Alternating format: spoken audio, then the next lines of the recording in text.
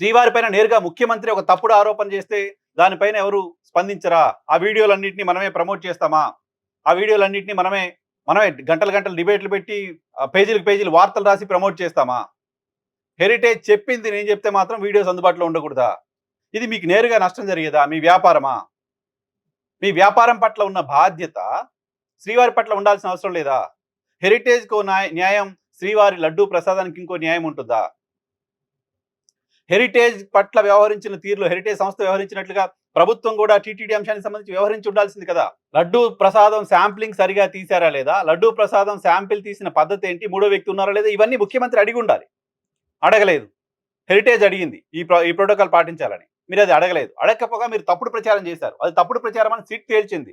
జంతువులకు సంబంధించిన కొవ్వు కలిసిందా లేదా అనే విషయం తేలలేదు. పంది కొవ్వు, గొడ్డు కొవ్వు కలిసింది అంటూ చంద్రబాబు నాయుడు చెప్పింది అబద్ధమని సిట్ చెప్పింది. చెప్పిన తర్వాత అయినా తప్పు తెలుసుకొని ఇంకోసారి ఇలా దాని మీద ఎవరు మనం మాట్లాడొద్దనని చెప్పాలి కదా!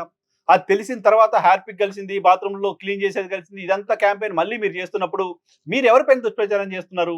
హెరిటేజ్ పైన ఒక చర్చ జరిగితే హెరిటేజ్‌లో ఏదో కలిసిందే చర్చ జరిగితే హెరిటేజ్ వ్యాపారానికి నష్టం.